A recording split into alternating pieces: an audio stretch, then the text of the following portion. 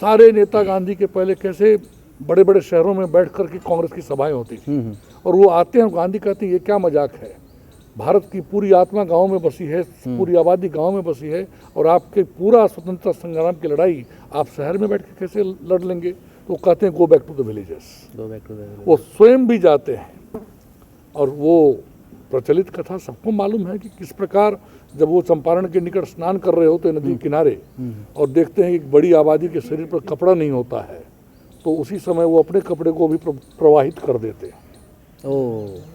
और उस प्रकार से गांधी का एक बड़ा चर्चित और भी पहलू है जो बहुत लोगों की जानकारी में मैं चाहता हूं आपके माध्यम से। जी हाँ जी।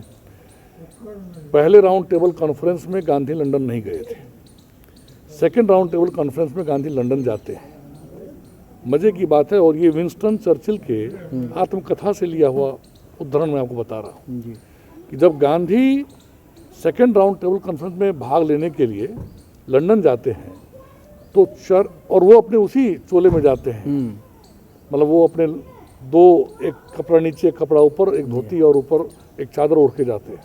तो और चर्चिल दूसरी ओर पूरा ओवरकोट पहने हुए हैं, पूरा हैट लगाए हुए हैं, और चर्चिल एक व्यंग्यात्मक मुद्रा में गांधी को कहते हैं क्या गांधी जी आपके पास कपड़े नहीं थे। और गांधी की गंभीरता देखिए, उन्होंने भारत से अपने आप को आइडेंटिफाई किया था, और उन्होंने उसी शैली में जवाब दिया जी हाँ मेरे पास कपड़े नहीं हैं, सब कपड़े तो आपने पहन रखे हैं। अरे और चर्चिल लिखते अपनी आत्मकथा में कि गांधी के इस वक्तव्य का इतना बड़ा मनोवैज्ञानिक असर चर्चिल के ऊपर पड़ा कि एक सप्ताह से ज़्यादा वो बुखार में रहे। नेता हूँ, मैं इस गांव में रहता हूँ, और यदि मैं गांव के लोगों से मिलता हूँ तो पहली तो सामान्य सी पहचान यहाँ से बनती है कि यदि मैं दिन भर में 5 गांव जाता हूँ और मैं 50 लोगों से मिलता हूँ, तो क्या रात में सोने समय मेरे मन में वो 50 लोग और उनकी बातें आई कि नहीं आई। क्या मैं जब लेटा हूँ बिछावन पर तो वो गली का वो बच्चा याद आया कि नहीं जो उदास था, जिसने अपनी उदासी के कारण ये बताया था कि उसके पास कुछ कमी है।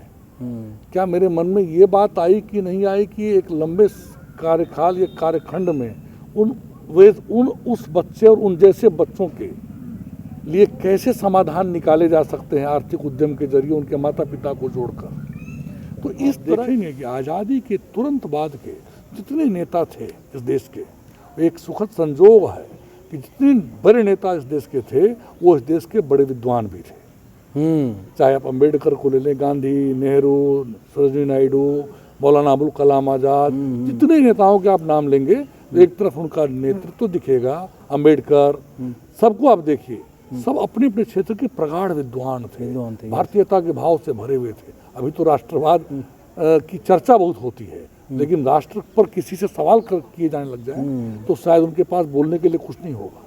मैं तो हमेशा आशावादी हूँ। सैचुरेशन पॉइंट अब बढ़ेगा, 5 साल 10 साल आते आते यकायक हम देखेंगे कि हमारे देश में फिर से लोगों का साहित्य, संगीत, सब चीज़ के प्रति रुझान बढ़ेगा। यही एक कारण था कि स्पीक मैके से मैं जुड़ा और आज तक जुड़ा। मैं गांव में भी शास्त्रीय संगीत का प्रोग्राम करवाता हूँ, बड़े बड़े कलाकारों को बुला करवाता हूँ। मेरा विश्वास है, क्योंकि और वैसे भी विश्वास है भी और विश्वास बाध्यता भी है, क्योंकि जब मानव जीवन है, कुछ करना है, तो आप आशा ही नहीं करेंगे तो होगा क्या।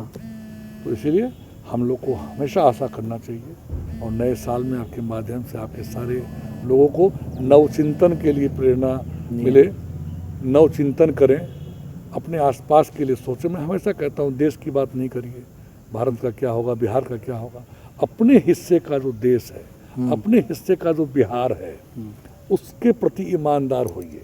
आपके हिस्से का देश अच्छा होगा, उतना हिस्सा देश और अच्छा हो जाएगा। आप अपने गांव में यदि सभी बच्चों को स्कूल में एनरोल करवाते हैं तो एनरोलमेंट रेशियो उतना देश के आंकड़े में बढ़ जाएगा।